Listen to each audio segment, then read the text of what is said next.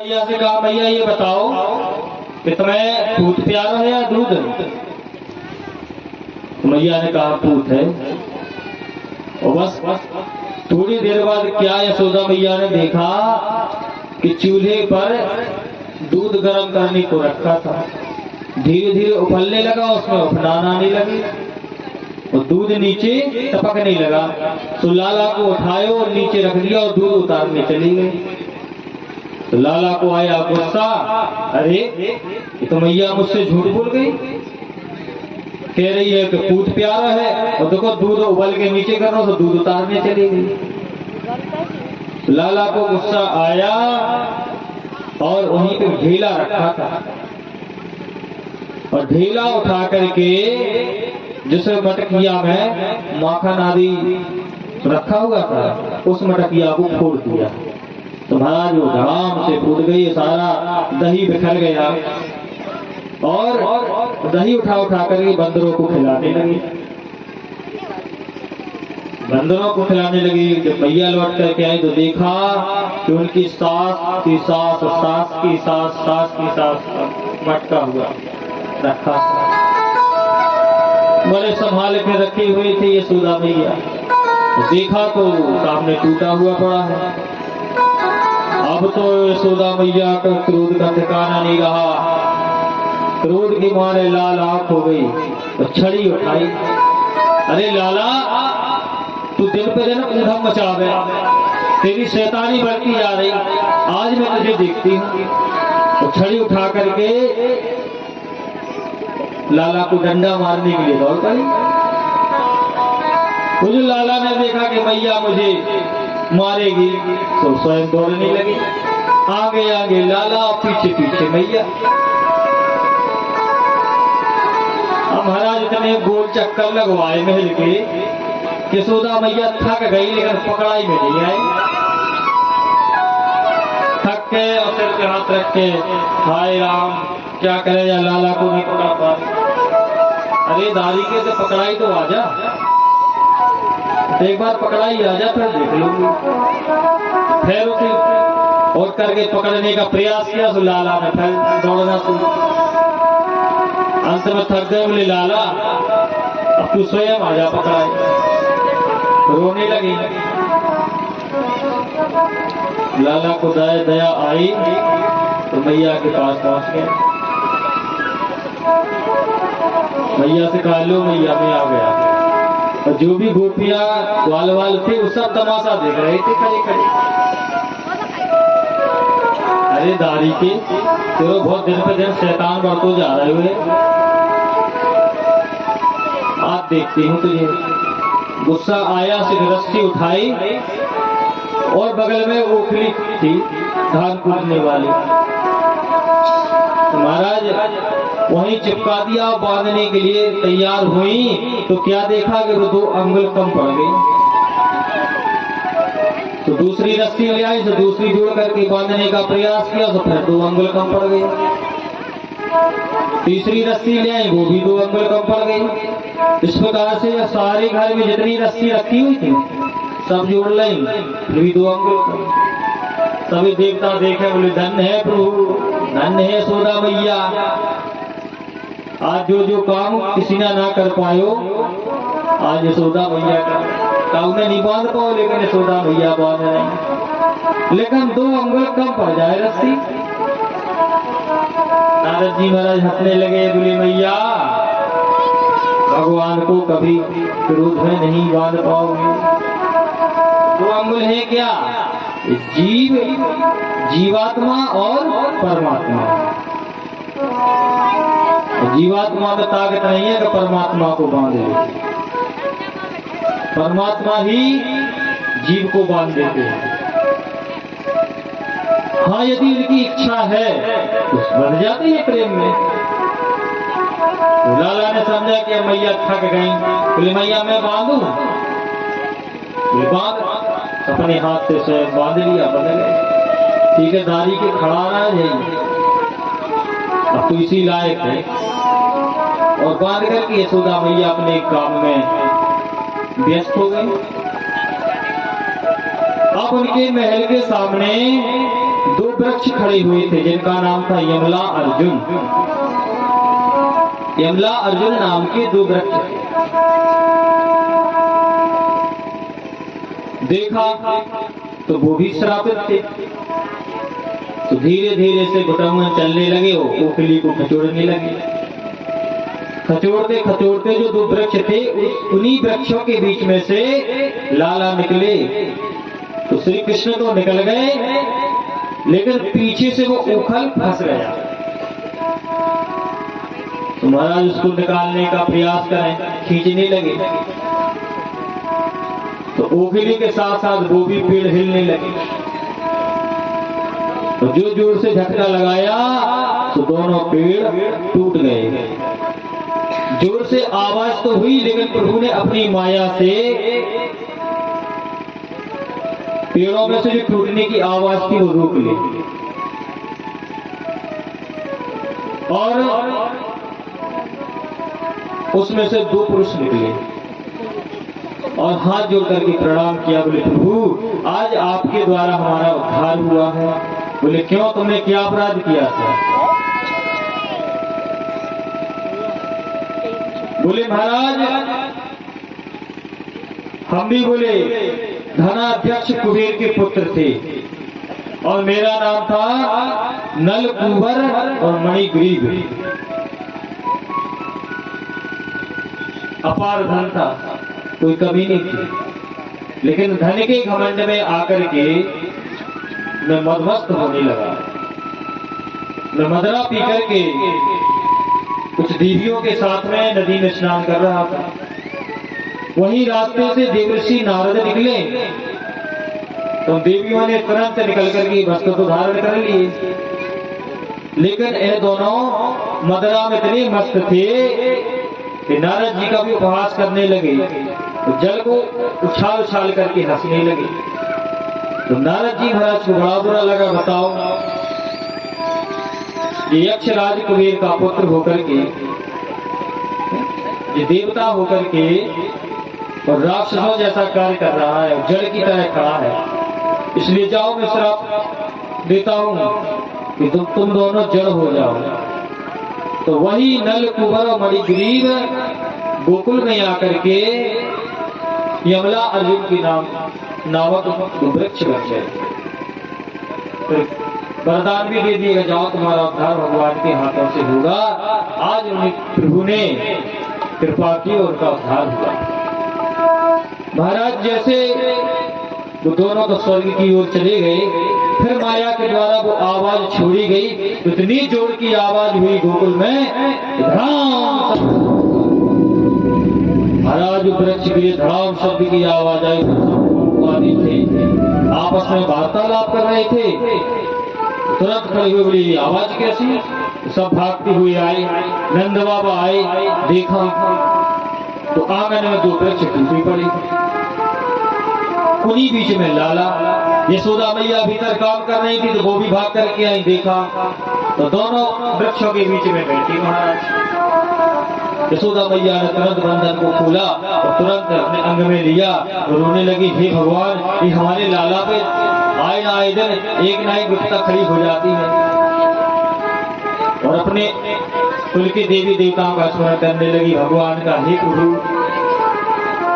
आपकी कृपा हमारे बच्चे पर विशेष है। कोई ना कोई नई विपदा आती है हमारे बालक के ऊपर, आपने बचा लिया। बताइए कितने बड़े बड़े वृक्ष हैं, हमारे लाला के ऊपर गिर जाते तो क्या दशा होती। प्रभु की भी लीलाएं बड़ी विचित्र है।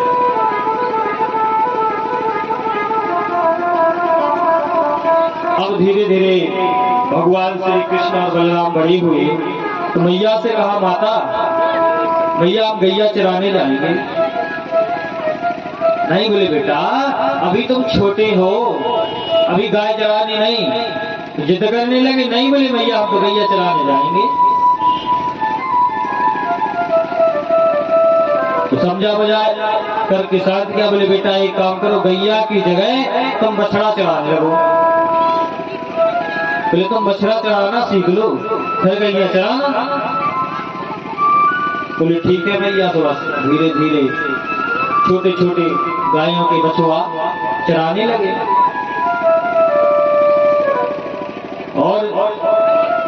उसी जंगल में लीलाएं करके जा रहे हैं।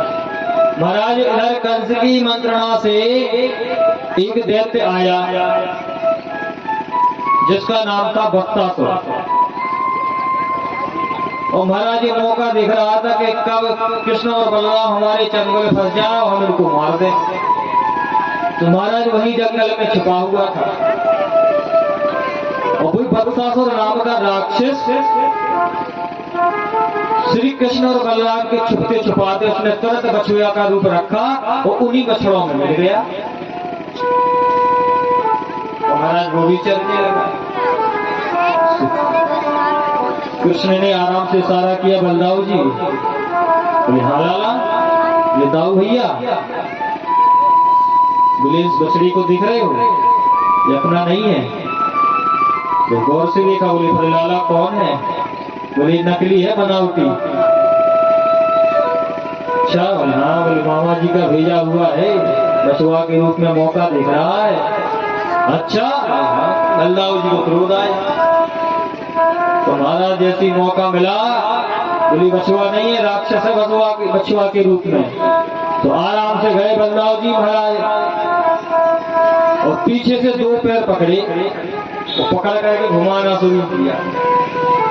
घुमाते गए वहीं पास में कैथे का वृक्ष था, कैथा का पेड़, और घुमा करके उसी में दे मारा। महाराज राम अपने राक्षस के रूप में आ गया और प्राण पक्के हो गए। बोली भक्तवत्सल भगवान की जय हो। भगवान बड़ी दिव्य लीलाएं करते जा रहे हैं।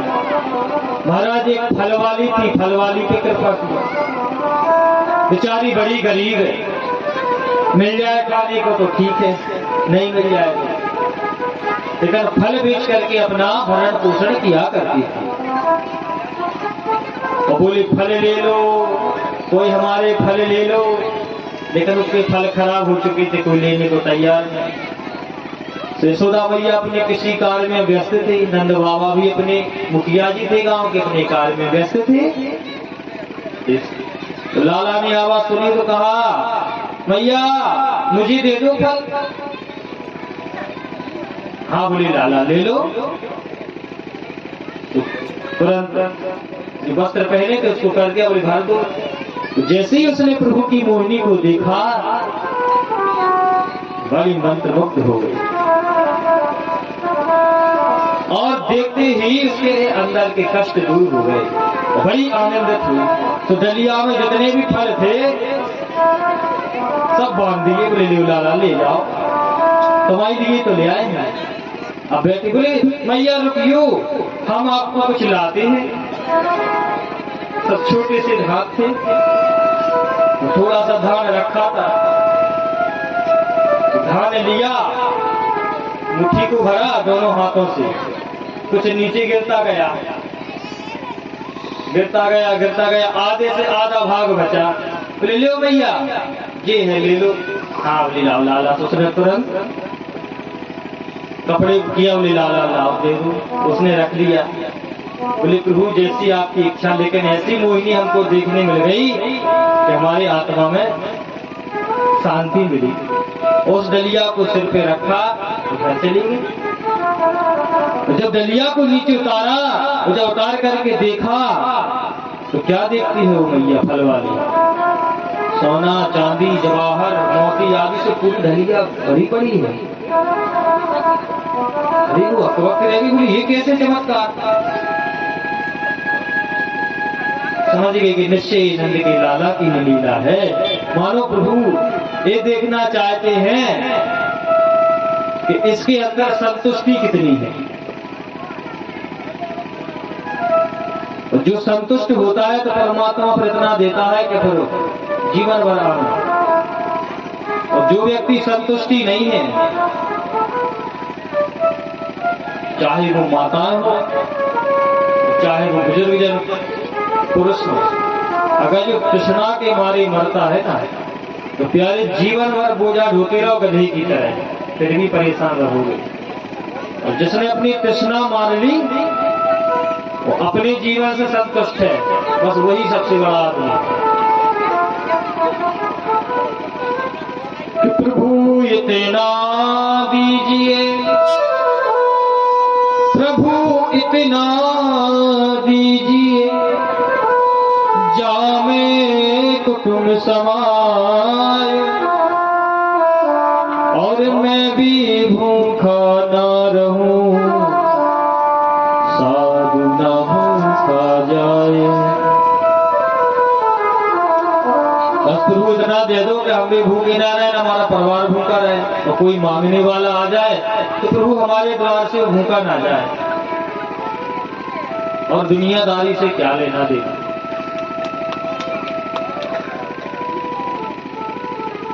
फल वाली को प्रसन्न किया प्रभु ने। अब नंद आदि गोपों ने विचार बनाया कि देखिए गोकुल में कुछ ना कुछ ही उत्पात नहीं हो रहे हैं, अब हमें यहाँ से हमें कहीं अन्यत्र और जगह जाना चाहिए। सब लोग आपस में विचार करने लगे। बोले कौन सी जगह सुरक्षित है? बोले इस गोकुल को छोड़ के चलते, क्योंकि आए ना दिन एक ना एक दिन कोई ना कोई राक्षस किसी न किसी रूप में आता रहता है। विचार बनाया, अंत में निर्णय लिया गया कि यमुना जी के तट पर वृंदावन है। वृंदा कहते हैं तुलसी माता कि तुलसी से हरा भरा वन है। तो सबने विचार बनाया, तो बोले चलिए वृंदावन चलते हैं। तो अपने अपनी गाड़ियों में सामान भर लिया और वृंदावन की ओर चल पड़े। बोलिए वृंदावन धाम की जय हो। तो आइए हम सब लोग वृंदावन की ओर चलते हैं, गुनगुनाते हैं। बोलिए वृंदावन बिहारी लाल की। देखो अब हम ही गाए हमारे संगीत वाले,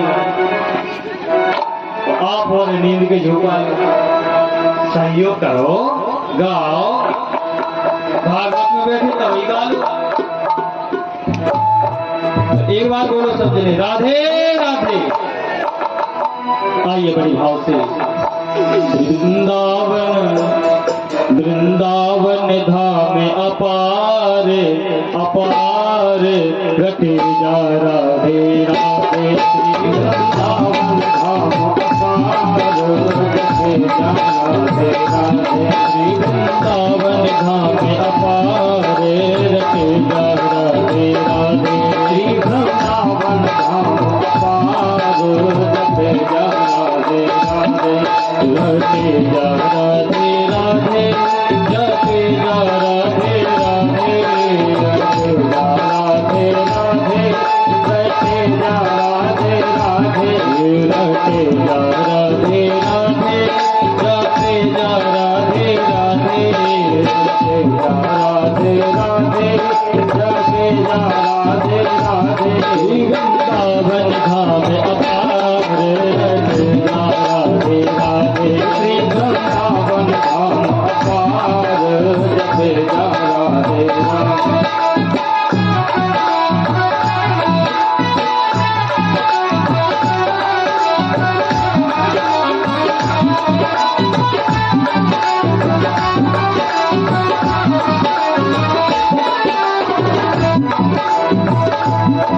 वृंदावन गलियां डोले, श्री राधे राधे बोले। वृंदावन गलियां डोले, श्री राधे राधे बोले। वृंदावन गलियां डोले, श्री राधे राधे बोले। वृंदावन गलियां डोले, श्री राधे राधे बोले। बाबू जन्म सफल हो जाए, रटे जा राधे राधे। बाबू जन्म सफल हो जाए, रटे जा राधे राधे। श्री वृंदावन धाम अपार, रटे जा राधे राधे। श्री वृंदावन धाम अपार, रटे जा राधे राधे।